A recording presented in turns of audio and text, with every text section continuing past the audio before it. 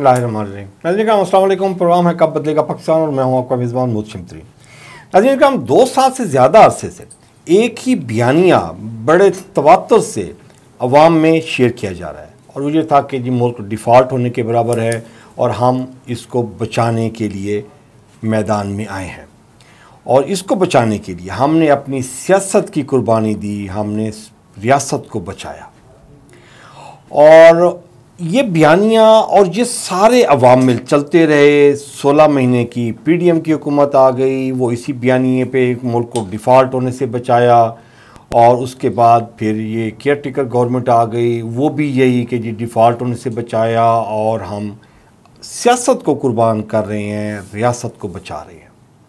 इस सारे अरसे में नई गाड़ियाँ भी ब्यूरोक्रेसी को मिलती रहीं और किसी MP MNA के ख़र्चे कम नहीं हुए, स्टेट के ख़र्चे कम नहीं हुए, किसी जगह पे भी जो खाबे थे वो बंद नहीं किए गए।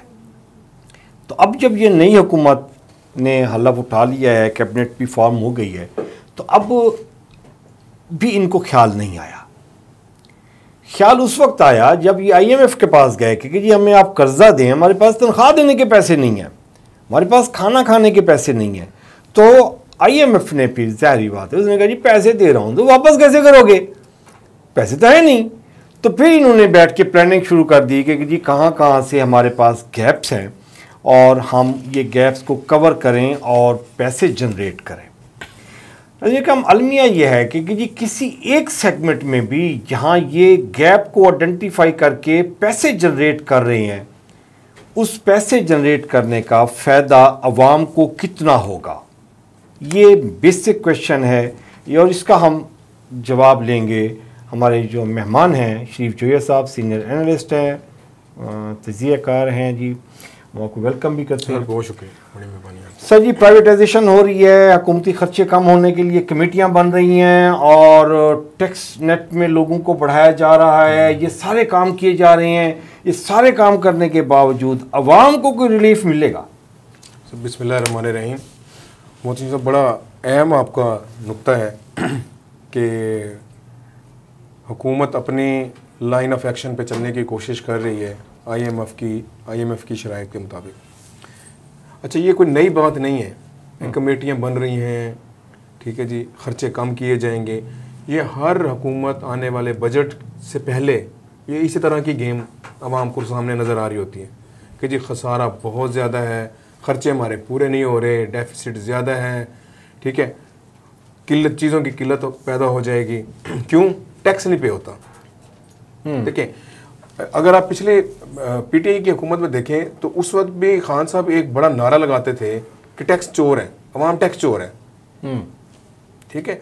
लेकिन जब हम अपने गिरबान में देखते थे कि यार हम तो इनडायरेक्ट कितने टैक्स पे कर रहे हैं और जो सैलरी पर्सन है, ठीक है, वो अपने ताई तो अपना टैक्स पे कर रहा है, ये एक अलग इशू है कि उसका इदारा वो क्यों नहीं जमा करा रहा।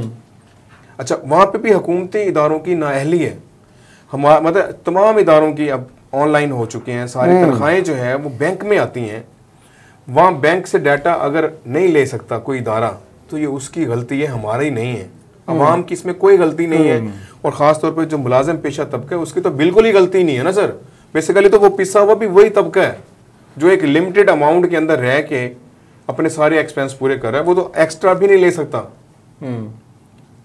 ठीक है। अभी जो आप अदाद-ओ-शुमार देख रहे हैं कि पाकिस्तान में सबसे ज़्यादा टैक्स कहाँ से आ रहा है, एक तो इनडायरेक्ट टैक्स जो सेल्स टैक्स की मद में हम हर चीज़ पे अदा कर रहे हैं, अपनी ज़रूरियाती ज़िंदगी से लेके बिजली, पानी, गैस, हर चीज़ पे हम दे रहे हैं, ठीक है। अशियाई ज़रूरियात मार्केट से ख़रीदने जाते हैं वो भी हमसे ही लेता है, वो बल्कि उसके ऊपर लिखा होता है प्लस सेल्स टैक्स। मतलब कोई मालिक, कोई दुकानदार, कोई ताजर, कोई सब्जी फरोश वो अवाम को रिलीफ नहीं देता। अब अगर एक 50 रुपए की चीज़ आई है और उस पर 30 रुपए की अगर लागत आ गई है, कम्युनिकेशन चार्जेस आ गए हैं, तो उसने 80 रुपए अवाम से लेनी है, उसने 50 रुपए की नहीं बेचनी या 55 रुपए की नहीं बेचनी। अच्छा, इसमें जैसे आपकी बात कट कर रहा हूँ, ये जो इंडस्ट्रियलिस्ट है, जो मैन्युफैक्चरर है, वो भी अपने जो उसके गवर्नमेंट कहती है कि तूने जो टैक्स देना है वो भी पास ऑन करता है। अभी रिटेलर पे जो टैक्स लग रहा है ये भी पास ऑन करेगा तो ये बेसिकली सिस्टम का गैप है या ये इनकी मिली भगत है डिपार्टमेंट और इनकी? सर देखिए ना, अगर 100% इदारा काम करने लग जाए तो पाकिस्तान जन्नत ना बन जाए। अगर FBR, मैं एक FBR को कह रहे हैं, FBR ले लें, लेबर डिपार्टमेंट ले लें, ठीक है, आपका ये इलेक्ट्रिसिटी के डिपार्टमेंट्स देख लें, अगर ये 100% एक्यूरेसी और ईमानदारी से काम करें तो मुल्क जन्नत ना बन जाए। फैक्ट्री में से कितनी प्रोडक्शन निकल रही है। आप अब एक मिसाल है, अब जो जैसे बैंक प्लेज करते हैं ना चीज़ें, तो मैं रात एक जगह बैठा था, उसने मुझे जब बताया तो मेरी होश उड़ गए कि वहाँ पे एक मुकद्दम बिठाया जाता है। मतलब मैंने बैंक से लोन लिया तो मैंने एक स्टॉक जो है वो प्लेज करा दिया कि ये मेरा एक स्टॉक है, तो आप जो है ना श्योरिटी, मेरी बैंक श्योरिटी हो गई वो। अब वो 12-15 हज़ार रुपये पे आपने वो बंदा रखा हुआ है, वो है भी प्राइवेट, वो आपके दायरे में भी नहीं आता, वो कंपनी का मुलाजिम भी नहीं है, ठीक है, वो उस बैंक का भी मुलाजिम नहीं है जिसको आप मतलब नेट में लेके आए। अगर उसको उसकी लाइफ का थ्रेट दे दिया जाए या उसको डबल पैसे दे दिया जाए, चार्ज दे दिया जाए, तो आप उसमें जो मर्जी कर लें। सही है। तो ये इसी तरह बड़े बड़े जो सन्नतकार हैं, इदारे हैं, उसमें भी ये इसी तरह के प्रॉब्लम आ रहे हैं कि उसमें अच्छा ये हमारा अगर रिटेलर पे टैक्स लग रहा है, लगना चाहिए, मैं कहता हूँ हर बंदे की अगर इनकम है उस पर उसको टैक्स देना चाहिए, लेकिन मिनिमम से मिनिमम टैक्स आप लें ताकि लोगों को उस नेटवर्क में लाने के बाद वो अपनी मर्जी से, रजामंदी से जो है वो आपको टैक्स अदा करे। लेकिन जहाँ पे ये मैन्युफैक्चर हो रहा है उनका कितना रोल प्ले है, कितना उसमें हमारी मईशत में टैक्स पेयर की उसकी कितनी रेशो बनती है। अभी जो अदाद शुमार आप मतलब शेयर कर रहे थे हम आपस में बैठ के, उसमें देखें ना जो सैलरीड पर्सन है जिसमें गवर्नमेंट और किसी हद तक जो प्राइवेट सेक्टर है, 264 अरब रुपए हैं सालाना। सर देखिए वो मेहनत मैं कर रहा हूँ ना जी, मैं अपनी अर्निंग में से इदारे को टैक्स डिडक्ट करके दे रहा हूँ। सरकारी मुलाजिम तो जबरदस्ती ले रहे हैं ना जी, ना वो तो उनके पास कोई ऑप्शन नहीं है। अच्छा, इस तरह बहुत सारे इदारे हैं जो रजिस्टर्ड हैं गवर्नमेंट के साथ, सारे ही टैक्स डिडक्ट करते हैं लेकिन जमा नहीं कराते। उसमें ये होता है कि 50 बंदे रजिस्टर्ड करा लिए, 50 बंदे का टैक्स जमा करा दिया और 500 बंदों का टैक्स बचा लिया। अच्छा, उसकी कोई रसीद नहीं है, कोई चीज़ नहीं है, मांगो तो कहता भाई करनी है जॉब तो करनी, तो चल शाबाश निकल। वो भी कहता चला टैक्स कौन सा मुझे वापस मिल रहा था, नहीं मुझे टैक्स की स्लिप नहीं मिल रही तो कोई बात नहीं। अब इसमें अगर आप देखें तो जो 264 अरब रुपए के मुकाबले पे जो आपका ताजर बरादरी है, जो उसका अदाद शुमार है, ठीक है, वो आप देखें 54 अरब रुपए हैं। अच्छा, ये सिर्फ ट्रेड रिटेल का जो ट्रेडर्स का हम कह लेते हैं ना, उसमें होलसेलर को, मैन्युफैक्चरर नहीं है, मैन्युफैक्चरर नहीं। अब आप देखें कि अगर सैलरीड, जितना सैलरीड पर्सन है पाकिस्तान में उतना ताजर तबका भी तो है ना जनाब, बल्कि उसके बाद ज़्यादा लोग काम करते हैं। जो प्राइवेट सेक्टर है अपना, जिसमें मार्केट्स हैं और बड़ी बड़ी छोटी छोटी कंपनियां हैं, ये लोग ज़्यादा काम करते हैं, ठीक है। वो सिर्फ उनका जो हमारे पाकिस्तान में टैक्स शेयर है वो 54 अरब रुपये है, जबकि सैलरी पर्सन का 264 अरब रुपये है। ह्यूज डिफरेंस है। ये इसमें प्राइवेट सेक्टर का शेयर, प्राइवेट सेक्टर का शेयर होगा। अच्छी जो कंपनीज हैं, मैंने कहा ना, उसमें भी ऊंच नीच हो जाती है, हेरा फेरी कर लेते हैं कि मिसाल के तौर पे कंपनी रजिस्टर्ड है, उसके पास 500 मुलाजिम काम कर रहे हैं, उसने 100 का जमा करा दिया और 400 लेकिन अगर हम जनूबी पंजाब में देखें तो मेरा नहीं ख्याल कि कोई बड़ी इंडस्ट्री है और यहाँ पे वो बैठ के तो अपने बिल्कुल एक्यूरेटली सारे एम्प्लॉइज का वो टैक्स डिडक्ट करता हो, डिडक्ट करा के गवर्नमेंट में खाते में जमा भी करवाता हो। मैं फिर यही कह रहा हूँ कि यहाँ पे जिम्मेदारी किसकी है? FBR की है। अब कोई ऐसी को बहुत कम इदारे ऐसे होंगे जहाँ डेली वेजेस के तौर पे रोजाना की उजरत मिलती है, वो दुकानों के अलावा कहीं नहीं मिलती। मोस्टली वीकली चले जाते हैं, ठीक है, जुमेरात को। अच्छा, वो मिलता, हफ्ता भी लेते हैं, लेकिन कंपनियां जो हैं, जो फैक्ट्री हैं सर, वो तो अब आपको ऑनलाइन पेमेंट करती है ना, बैंक में डिपॉजिट करती हैं, क्योंकि उन्होंने बैंक में भी अपनी पेमेंट शो करनी होती है, उससे भी बैंक गारंटी भी लेनी है, LCs के भी पैसे इकट्ठे करें, मतलब उनके और बड़े मामला होते हैं, लिहाजा वो सिस्टम डिजिटल पे चला गया है। अब वहाँ FBR ने देखना है कि भाई ये बंदा सैलरी पर्सन है, ये उस लिमिट में आता है जिसका टैक्स पे होना चाहिए, आया इसका टैक्स इस इदारे ने जमा कराया कि नहीं कराया, क्योंकि सैलरी पर्सन ने इनफरादी तौर पे टैक्स नहीं जमा कराना होता, वो तो सोर्स कट जाता है ना जी, कंपनी ने जमा कराना है। मतलब वो एक आदमी जो फर्द वाहिद है वो लाइबल नहीं है कि भी आपने टैक्स क्यों नहीं जमा कराया अपनी तनख्वाह का, जहां से उसकी तनख्वाह आ रही है वो जिम्मेदार है टैक्स जमा कराने का और टैक्स डिडक्ट करने का। अगर वो नहीं करा तब भी उसका फॉल्ट है, और अगर करके नहीं जमा करा रहा तब भी उसी का फॉल्ट है। अच्छा, इसमें अब जो मौजूदा हुकूमत आई है जिसमें ये हबीब बैंक के जो मतलब चेयरमैन साहब मिनिस्टर बने, अब सुनने में तो यही आ रहा है जी मईशत में बड़ी तब्दीली आएगी, बड़ी तब्दीली आ रही है, बड़ी इनोवेशन होगी। अब होगी कैसे? ये जो अब रिटेलर्स को शामिल करने की कोशिश की जा रही है, ये मिफ्ता इस्माइल ने भी कोशिश की थी जब पीडीएम की गवर्नमेंट थी, जब वो ठीक है 3,000 रुपए का 3,000 रुपए का परचून का सिस्टम आ गया कि भी हर दुकानदार के पास मतलब जितना उसका यूनिट्स का हिसाब था उसी हिसाब से उन्होंने उसका शेयर बना लिया कि भी अगर ये 300 यूनिट इस्तेमाल करता तो ये छोटा परचून का दुकानदार होगा, अगर ये ज्यादा 4-5 मीटर लगे हुए हैं तो इस तरह के मामला आता है तो ये बड़ा ताजिर होगा। तो उन्होंने सेगमेंट्स करके उन्होंने वो लगा लिया, लेकिन वो ना चल सका। नहीं, वो चलना क्या, वो तो लागू ही नहीं हो गया। नहीं, लागू हुआ था सर, लागू हुआ था, बिल में टैक्स लग के आया था, लोगों ने 1 आध महीना भरा भी है कुछ लोगों ने। अच्छा, जो छोटे रिटेलर थे उन्होंने जमा कराए। अच्छा, लेकिन वो मरियम नवाज और इसाक डार ने ये प्रेशर को देखते हुए इन्होंने विड्रॉ कर लिया था। विड्रॉ इन्होंने किया, लेकिन जो बेचारा परचून तबका ना, जो छोटा, जैसे हम कहते हैं ना हर जगह पे जो छोटा तबका होता है वो पिस जाता है, उसने कहा कि यार ये जमा कराओ इससे पहले कि मीटर ना कटे। वो इम्प्लीमेंट ना हो सका, मतलब 100% इम्प्लीमेंट ना हो सका, लेकिन उन्होंने लागू किया। बिजली के बिल में प्रिंट विड्रॉ कर लिया गया है, तो वो किस फोर्स पे? Sir reaction. तो अब ये कैसे करेंगे? अब यही तो इनके लिए सबसे बड़ा जो है वो एक टारगेट होगा कि ये ट्रेडर्स को, अब जो इसकी तादाद अगर देखें बताई जा रही है कि 35 लाख लोग जो हैं ये रिटेलर सेक्टर से वाबस्ता है, इन लोगों को कैसे ये गवर्नमेंट जो है वो सेटिस्फाइड कर पाएगी। और ये लोग अब देखिएगा क्या होगा, ताजर एहतजाज पे आ जाएगा, मतलब जो ये अब शिफ्ट हो जाएगा एहतजाज पॉलिटिकल जमातों से निकल के, अब ये एहतजाज आ जाएगा ट्रेडर्स में और मार्केट्स में आ जाएगा, रोड पे आ जाएगा, और हर बंदा शोर मचाएगा। महंगाई से लोग वैसे तंग हैं।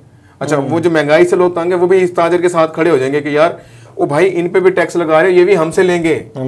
ये अपनी आमदन में से, अपने प्रॉफिट में से टैक्स नहीं पे करेगा। तो इसमें तो जो ये सब सारे शामिल होते हैं। आप देख रहे हैं कि अगर हम मुल्तान की एग्जांपल दें तो इसमें चौक शहीदा मार्केट सारी आती है, इसमें आपका हुसैना गई मोटरसाइकिल मार्केट आती है, आपका शरीफ प्लाजा, गर्देजी मार्केट, हुसैना गई, Khan centre, Khan plaza. Sir देखें, मैं पहले आपको ये अर्ज कर रहा हूं कि इनडायरेक्ट टैक्स तो हम दे ही रहे हैं ना।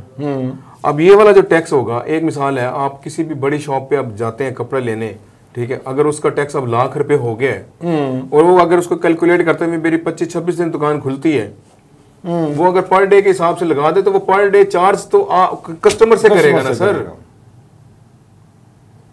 मतलब ये मैकेनिज्म कुछ इस तरह का बनना चाहिए, ठीक है, कि भी आप अपने प्रॉफिट इनकम में से, उसका प्रॉफिट में से जो है ना वो बनाएं आप सिस्टम। अच्छा, अब इसमें होता क्या है कि जो इनलैंड रेवेन्यू का हमारा डिपार्टमेंट है, अगर आपको याद हो तो यहाँ घंटा घर चौक पे एक दिन उसने छापा मारा और एक ही दिन में उसने एक बिरयानी वाली शॉप को 35 लाख रुपए का उसने वो दिया जुर्माना। लेकिन उसके बाद क्या हुआ? उसके बाद खत्म, मामला सेटल। मतलब सर देखे ना, हमारे पास कोई चेक एंड बैलेंस सिस्टम नहीं है। खासतौर पे ये फूड जो आइटम है इस पे कोई आपका चेक एंड बैलेंस नहीं है कि भी एक बंदे ने बड़ी दुकान बनाई है, उसकी नहीं चल रही, वो भी उतना टैक्स पे करेगा। और एक मिलियंस कमा रहा है, उसकी मिलियंस की जो इनकम है उसको आप कैसे चेक करेंगे? आपके पास क्या है दायरा? उसकी ट्रांजैक्शन जो है ना जी, वो तो बैंक में है ही नहीं सारी, कैश, वो कैश ट्रांजैक्शन करते हैं वो। अच्छा, अब ये जो बहुत सारे बड़े इस तरह के स्टोर है ना जी, वो आपको ना डिस्करेज करते हैं कि आप कार्ड से पेमेंट करें। वो पहले कहेगा नहीं जी हमारे पास है ही नहीं। अच्छा, अगर है तो जी नेटवर्क ख़राब है, नेट स्लो है जी, देखो जी ये कार्ड डाला कि देखो जी ये नहीं आ रहा, सामने एटीएम है, आप काइंडली उधर से एटीएम से कैश निकलवा के आप हमें पेमेंट कर दें। मतलब ये मेरे साथ भी कई दफ़े ऐसे हुए।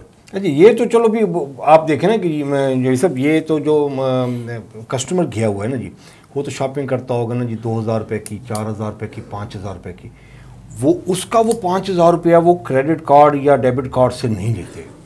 मुझे आप ये जो बड़े बड़े जो 4-5 स्टोर्स हैं जो कराची वाली चेन्स हैं और यहाँ के जो लोकल जो बड़े सेटअप्स हैं, मुझे कोई एक स्टोर दिखा दें जो कंपनीज को भी कैश पे चेक देता हो। कंपनीज को तो वो 2 लाख रुपए की पेमेंट करती हैं। नहीं, मैं इसलिए तो आपको कह रहा हूँ ना, ये लोग कोशिश करते हैं कि कैश पे पेमेंट हो ना, ट्रांजैक्शन जाए ही नहीं, ना हमारा टर्नओवर शो हो, टर्नओवर से गवर्नमेंट को हमें आएगा कि इतना टर्नओवर है और अब हमने क्योंकि सेम काम शो करा। अब देखें ना, आपके अगर अकाउंट में मिलियन रुपीस पड़े हैं और एफबीआर को अंदाजा हो गया है कि आपका इतना टैक्स बनता है, तो आपका अकाउंट तो फ्रीज हो जाएगा।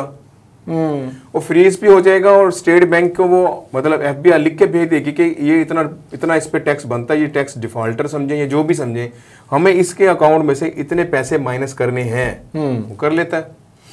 अच्छा, जो ये सब अभी इसमें जो इम्पोर्टेंट चीज़ है, जो प्रॉब्लम है, वो ये है कि पूरी दुनिया में 30%, 40%, 45% तक टैक्स रेशो डिडक्शन है। हमारे मुल्क में वो नहीं है। अच्छा, वो क्यों वहाँ की अवाम 40%, 35%, 45% टैक्स देने पे राजी होती है? बड़ी बड़ी वाज़ेह वजह है। ठीक है, वो यहाँ पे अप्लाई क्यों नहीं हो सकती? अभी दुकानदार कहते हैं कि जी मुझसे तो आप 3,000 रुपया महीने का टैक्स ले रहे हैं, मुझे रिटर्न क्या दे रहे हैं? मुझे 100 रुपया भी महीने का रिटर्न नहीं मिलता। अच्छा, तो ये क्यों दे? वो चोरी करेगा वो। ये जो एक सर पॉइंट है ना कि भी यहाँ की आवाम नहीं देती टैक्स, फिर मैं आपको फिर वही मैं हिसाब दे रहा हूँ। अगर मेरी इनकम 50,000 रुपये है ना, ठीक है सर, तो आप अप्रोक्सीमेट में 15 से 20,000 रुपये टैक्स की बात में किसी ना किसी वो चिप्स का पैकेट लिया तो उसमें टैक्स दिया। देखो जी, वो मैंने की डब्बी लिया तो टैक्स मैंने उसके पैसे दिए, मुझे बगैर पैसों के वो चीज़ नहीं मिली। अब ये अगले डिपार्टमेंट की जिम्मेदारी है कि भी वो उसको कैसे उससे रिसीव करता है और उसको फिर कौमी खजाने में डॉक्यूमेंटेड ही नहीं है तो वो कैसे करेगा? इदारा क्या करेगा? अच्छा, जहाँ पे आप दूसरे मुल्कों की बात करें वहाँ सर फिर रिटर्न है। मैं भी कह रहा हूँ। अब आप देखें, इधर हम निश्तर चले जाएं, ठीक है, एमरजेंसी की हद तक आपको कोई रिलीफ मिल रहा है, ठीक है, लेकिन आपको सेटिस्फेक्शन नहीं मिलती। मतलब आपको एक कॉर्पोरेट सेक्टर में चले जाएं, हॉस्पिटल में, उसके एटमॉस्फेयर में और आपके सरकारी हॉस्पिटल के एटमॉस्फेयर में बड़ा फर्क होगा। वहां जाते ही आप आधे ठीक हो जाएंगे, यहाँ जाते आधे ज्यादा और बीमार हो जाएंगे। वो रेनोवेशन हो रही है, अभी टाइलिंग लग रही है ना जी, वो जो 6 महीने से टाइलिंग वाला इसी वजह से प्रॉब्लम हो रहा है। ये रेनोवेशन हो जाए, ये खूबसूरत हो जाएगा। नहीं, ये तो खैर एक बहाना सर, अपनी जगह पे उनका सरकार के इदारों के बहाने होते हैं। अब देखिए, जो एजुकेशन है, अब मैं एजुकेशन पे भी मेरी अब अगर हम सैलरी के सेगमेंट बनाए ना सर, तो 4 सेगमेंट में सैलरी खत्म हो जाती है। एक आपका सेगमेंट है यूटिलिटीज, ठीक है, उसमें गई। एक आपका सेगमेंट है आपकी एजुकेशन, ठीक है, एक आपका ग्रोसरी है, ठीक है, और एक आपका लमसम कोई और आप लगा लें बीमारी में, ये मतलब हेल्थ का अगर आप लगा लें, क्योंकि हर फैमिली में 2-4 बुजुर्ग होते हैं जिनको हेल्थ की फैसिलिटीज की जरूरत होती है, तो वो आपको प्राइवेट ही जाना पड़ता है। अब प्राइवेट में जो स्पेशलाइज्ड डॉक्टर हैं उनकी माशाल्लाह इतनी फीसें हैं कि एक गरीब आदमी जो है ना सर, वो सोच भी नहीं सकता। और अगर वह चला जाए तो यूँ समझो वो अपनी तनख्वाह का आधा हिस्सा उस एक विजिट पे लगा के आता है, क्योंकि जाते साथ ही डॉक्टर साहब ने तो कहना ना जी कि ये जरा टेस्ट करा के लाए। वो टेस्ट कराने गया, उसकी गरीब की जेब में 10-15 हज़ार रुपये निकल जाने, और पता ये लगना है घुटने में दर्द था, ठीक है, और वो उसकी एक टैबलेट से वो ठीक हो सकता था, लेकिन नहीं हुआ। वो टेस्ट भी हो गया और वो उसका दिहाड़ी भी लग गई। अच्छा, अभी ये रिटर्न वाला सिस्टम, ये इसमें गवर्नमेंट ने कभी कुछ सोचा है कि जब इतना, जैसे ये अभी सैलरी पर्सन पे 264 अरब रुपए आप बता रहे थे टैक्स हुआ है, अगर रिटेल का हम कह रहे हैं कि जी 54 अरब रुपए अभी टैक्स जमा हुआ है, तो रिटेल में से 54 अरब रुपए का बैक टू रिटेलर्स या बैक टू सैलरीज पर्सन 264 अरब में से हमने 64 अरब भी नहीं दिया। सर ये तो कुछ भी नहीं है ना। अब देखें ना, जो हमारा खर्चा है, साल भर का खर्चा है, वो कहाँ इससे पूरा होता है। ये 264 अरब कह रहे हैं, 64, ओ ये तो सर किसी एक मिनिस्ट्री का 1 साल का खर्चा होगा, एक मिनिस्ट्री का। अवाम किधर जाएगी, उसको रिलीफ कौन देगा? तो अगर ये रिटर्न नहीं दे रहे और टैक्स पे टैक्स लगा रहे हैं, तो ये और फिर फ्रस्ट्रेशन की तरफ जाएगा। बिल्कुल जाएगा। अच्छा, इसमें अभी हमने सबसे बड़ा जो इनडायरेक्ट टैक्स में हमने जो मिस किया ना जी, वो बिजली का बिल और आपका पेट्रोल, मतलब जो पेट्रोलियम मसनूआत है, वो हमने मिस की हैं कि वो भी हम तो उसके भी तो हम पे कर रहे हैं। अच्छा, उसमें हर गरीब आदमी पे कर रहा है। जो मोटरसाइकिल पे 1 लीटर पेट्रोल भी ले रहा है उसके मद में भी तो वो टैक्स दे रहा है सर। तो फिर ये कैसे कह सकते हैं ये अवाम जो है ये टैक्स चोर है? बताएं मुझे, ये बताएं। मतलब आप एक लिमिटेड लोगों को नॉमिनेट करें ना जी कि ये फलाना तबका जो है जो माफिया है वो टैक्स नहीं देता, तो सर ये उनसे लेना, फिर उसको देखें। फिर वही वाली बात है, अवाम के नाम पे रिलीफ मिलता है, उसमें तो ये एलीट क्लास लेती है, उस वक्त तो नहीं कहती कि हम एलीट क्लास हैं, उस वक्त तो ये पब्लिक में शामिल हो गए ना सारे। हाँ, वो जो चीनी पे अगर सब्सिडी मिलती है तो वो चीनी सब्सिडी वाली लेते हैं। अच्छा, अब जब टैक्स आप पे कर रहे हैं, जो आपका तबका टैक्स पे नहीं कर रहा, आप उसको बैठ के उससे टैक्स लेना। मतलब देखें, अब ईच एंड एवरीथिंग आप डिजिटल पे आ गए हैं, आपको पता कितनी आपके नाम पे गाड़ियां हैं, कितना आपके नाम पे एसेट्स हैं, बैंक अकाउंट हैं, आपके बच्चे कौन से स्कूल में पढ़ने जाते हैं, आपके खर्चे कितने, बिजली के आपके कितने मीटर लगे हुए हैं, अगर आपने सोलर लगाया हो तो वो कितना, मतलब ईच एंड एवरीथिंग कैलकुलेटेड है। आपको ये पता है कि यार ये बंदा कितना टैक्स भर सकता है, इसका कितना टैक्स, अगर इसकी आमदन इतनी है। अब होता क्या है, मैंने बहुत सारे दोस्तों के देखे हैं, करोड़ों को मारे होते हैं, ठीक है, जब टैक्स अपना रिटर्न जमा कराते हैं ना जी, वो लिखते हैं जी मेरी 10 लाख रुपए की इनकम है साल की, 10 लाख रुपए की साल की मेरी इनकम है और मेरा 12 लाख रुपए का खर्चा है, 2 लाख रुपए मेरा हर महीने का खसारा है। अब वो टैक्स रिटर्न गई, वो सिस्टम में फीड हो गई, सेल्फ जनरेटेड है, आजकल लॉयर्स बैठे हुए हैं वो जमा करते थे। बंदा उससे ये पूछे कि यार कोई इसको, जो मैंने टैक्स रिटर्न जमा कराई है, कोई इसको भी चेक करने वाला है कि नहीं है कि मैंने सही बोला है, गलत बोला है, इसकी रियलिटी कितनी है और कितनी नहीं है, और ग्राउंड पे मेरा कितना कारोबार है और कितना नहीं, कोई नहीं पूछता। किस लिए पूछे वो? तो सर फिर जब सिस्टम ठीक करें, फिर ऊपर से लेके जब तक नीचे तक सिस्टम नहीं ठीक होगा ना, वो नहीं मैटर। यही हाल प्राइवेटाइजेशन का भी अभी मिनिस्ट्री वो बैठी हुई है जी, वो प्राइवेटाइजेशन पे PIA और रेलवे और ये सारा प्राइवेटाइज करने के लिए कर रहे हैं कि जी। मुझे सर एक बात बताएं, अब शायद खाकान अब्बासी साहब की अपनी एयरलाइन है, वो तो सारी, अच्छा चलो खसारा ना होता होगा, कम से कम इतना तो होता होगा ना कि बराबर आती होगी ना सर। मतलब कोई भी ऐसा कारोबारी आदमी नहीं है ना कि जो लॉस में कई सालों तक लॉस में चलाता है। लॉस में भी नहीं है जो ये सब, कोई बिजनेसमैन मुझे ऐसा दिखा दें जो अपने रिक्वायर्ड प्रॉफिट से कम पे बिजनेस रन कर रहा हो। तो फिर ये PIA हो गया, ये रेलवे हो गया, ये क्यों नहीं होते सर? अगर देखें, जैसे अब हम कह रहे हैं सर विल है ना सर, नहीं मैं आपको बता, ज़बरदस्ती भी करनी पड़ती है, कोई मतलब वो नहीं है। अब जैसे मीडिया है, मीडिया जैसे जैसे डिजिटल हुआ है, श्रिंक हुआ है, मतलब आज से हम अगर 2012 की अगर बात करें तो अगर हम उस वक्त 100% थे तो अब हम 30% हैं, मतलब 70% हमारा माइनस हुआ है। मैन पावर निकल गई है, मैन पावर निकल गई, क्योंकि डिजिटल सिस्टम आ गया। एक बंदा, आप मोबाइल है, आपको ऑफिस आने की भी जरूरत नहीं है, आप स्पॉट पे बैठ के काम कर रहे हैं। इसी तरह सर ये एयरलाइंस का काम भी तो शॉर्ट हुआ होगा ना। अब जब एयरलाइन, जब अच्छा आपने एयरपोर्ट मैनेजमेंट आपने नहीं करनी, एयरलाइन ने नहीं करनी, एयरलाइन ने अपना जहाज लाना है, उसने वो बोर्डिंग करनी है और अपना बंदा उड़ाना है। अगर वो कम लोगों में मेंटेन हो सकती है तो ये क्यों नहीं हो सकती? अच्छा, जैसे इस फलसफे की आपको समझ में आती है कि जी स्टेट के पास बहुत पावर होती है, बहुत रिसोर्सेज होते हैं, बहुत ब्रेन होते हैं, सिलेक्शन ऑफ पीपल्स के पास होती है, पैसे की भी प्रॉब्लम, पावर भी बहुत ज़्यादा होती है। वो अगर PIA को रन नहीं कर सकती तो मैं तीसरा बंदा, बिजनेसमैन, सिंगल बिजनेसमैन, मैं PIA को खरीद के कैसे प्रॉफिटेबल कर देता हूं? आप कमाल करते हैं।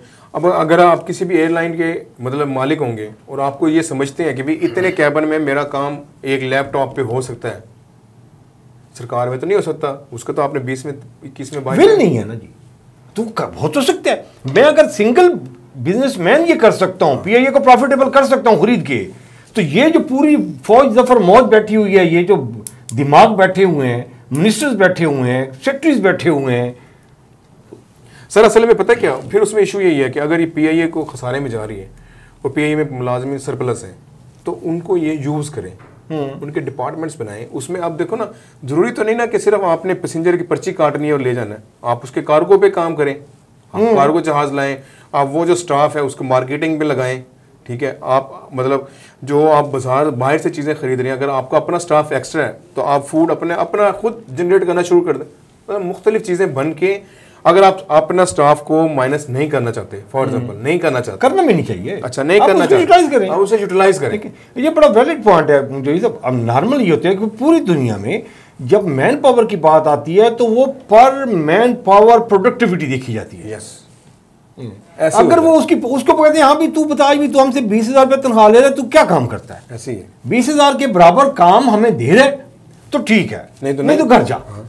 फिर वो सरप्लस हो गया ना। वो तू 10 लाख रुपए तनख्वाह ले रहे, तो 10 लाख रुपए का तू काम हमें दे रहे, तो 8 लाख का दे रहा है, तो 8 लाख की तनख्वाह ले, 10 लाख किस लिए ले रहे? बड़े बड़े इदारे इन्होंने पहले भी प्राइवेटाइज किए ना। पीटीसीएल की मिसाल आपके सामने, पीटीसीएल बैंक सारे हो गए, ठीक है। अब पीटीसीएल ने अपना सिस्टम शॉर्ट किया, उन्होंने गोल्डन शेक हैंड दिया, मुलाजमीन को उन्होंने शॉर्ट किया। अब वो पीटीसीएल आपको जिसमें मुलाजमीन की एक बड़ी फौज नजर आती थी, अब नजर नहीं आती आपको। अब आपको यहाँ नजर आएगा कि मुल्तान में एक ही जगह पे उसका ऑफिस है और वहीं पे सारा कुछ सेटअप हो रहा है। वहाँ पे वो यू फोन को भी चला रहे हैं और एक नई कंपनी आ गई उनकी, मेरे ख्याल में वो भी उसी में एंटरटेनमेंट, पीटीसीएल भी वही है, ब्रॉडबैंड भी वही है। तो सर जो पहले पीटीसीएल था वो सिर्फ एक था, सिर्फ तार बिछती थी, फोन आता था, फिर उसमें इजाफा हुआ तो चलो उसमें इंटरनेट का भी इजाफा हुआ, लेकिन ब्रॉडबैंड अब हुआ, ठीक है, फाइबर अब बिछा उनका, सारा काम वही हो रहा है ना सर। अब बैंक में आप देख लें, ये बैंक्स को अगर आप आज से 10-15 साल पहले देखें तो उसमें कितने आपको भरा होता नजर आता था कि भी वो एक पर्ची आ रही है, एक रसीद काट रहा है, एक उसकी साइन हो रही है। आप जो सब आप इधर नेशनल बैंक और बाकी बैंक के साथ कंपैरिजन कर लें, आपको जमीन आसमान का फर्क है। नेशनल बैंक अभी एग्जिस्ट करते हैं ना सर, वो उनका अपना सिस्टम है। अब मैं तो एचबीएल की जिस ब्रांच में जाता हूँ मुझे 7-8 से ज्यादा बंदे नजर नहीं आते और काम भी फास्ट है, और दूसरी जगह पे आजाद, क्योंकि देखें आपने डालना है। अच्छा ये एक फैक्टर है, गवर्नमेंट के मुलाजिम हैं, सरकारी बैंक्स हैं, ये सरकारी सेटअप होता है ना, वहाँ थोड़ी सी परफॉर्मेंस भी कम हो जाती है। चेक एंड बैलेंस नहीं है ना जी। अच्छा अब लास्ट अभी हमें आप देंगे, वज़ीर आज़म साहब ने कमेटी बनाई है और हुकूमती कमेटी बनाई है कि जो ये चीज़ डिफ़ाइन करेगी कि ये हुकूमती खर्चे कैसे कम किए जाए। मेरे ख्याल में वज़ीर आज़म शहबाज शरीफ को इस चीज़ का बिल्कुल अंदाज़ा नहीं है कि ये हुकूमती खर्चे होते किधर हैं और ये किधर कम हो सकते हैं। यार सर बस मैं माजरत चाहता हूँ आपसे, सवाल गलत आपने कर लिए। मैं तो सुबह कल से एक तस्वीर देख देख के परेशान हुआ, हुकूमती खर्चे की आपने बात की है कि हम बाग में पौधा लगाने जा रहे हैं और कारपेट बिछा हुआ है। मतलब ये नहीं है कि ये मरीम नवाज पे तनकीद है, इमरान खान के दौर में भी ऐसे होता है, जरदारी साहब के दौर पे भी ऐसे होता था। जो भी जब ये हेलीकॉप्टर से उतरते थे तो पिंडाल तक जो है ना वो कारपेट बिछा होता था। ये आज की नई बात, मतलब नई नहीं है, मेरे लिए नई नहीं है। लोगों के लिए सियासी पॉइंट स्कोरिंग अपनी जगह पे है, लेकिन सर वो भी तो कब तक ड्रामा करेंगे जो ये सब्जी वाला? कोई लिमिट देख रहे हैं आप नियर फ्यूचर में, कोई 2 महीने बाद, 6 महीने बाद, साल बाद, 10 साल बाद, कि ये कोई एंड लगा देंगे, कट लगा देंगे, यार बस बहुत हो गया ये ड्रामाबाजी, अब हमने सीरियस काम करना है। ये सिर्फ अवाम ही कट लगा सकती है कि भाई बस अब आप लोगों यार फरवरी के बाद अब कितना वाला एक और कट लगेगा, फिर जब कि इनकी अकल ठिकानी आएगी। चलें जी साहब, आपको बहुत शुक्रिया आपके टाइम का। नाज़रीन ये क्या था आज का प्रोग्राम, कोई तवक्को नहीं है जी, कोई उम्मीद नज़र नहीं आ रही कि ये इनके जो प्लानिंग्स हैं और ये राइट डायरेक्शन में जा रहे हों। ये सारे के सारे ड्रामे हैं कि ये हुकूमती अखराजात कैसे कम होने हैं, टैक्स नेट में कैसे बढ़ाया जाए और प्राइवेटाइजेशन कैसे की जाए। ये सारे के सारे ड्रामे हैं। माफियाज इनको नहीं एक कदम भी चलने देगा जब तक ये अपनी विल नहीं पैदा करते और मुल्क को सीधे रास्ते पे चलाने के लिए एक मुसम्मम इरादा नहीं रखते। तो ऐसे ही ये ब्लैकमेल होते रहेंगे, ऐसे टूटते रहेंगे, ऐसे बिकते रहेंगे, ऐसे ही हुकूमतें गिरती रहेंगी, ऐसे नई हुकूमतें आती रहेंगी। अपना और अपने प्यारों का ख्याल रखिएगा। मुझसे को इजाज़त दीजिए। अल्लाह ने के बाद।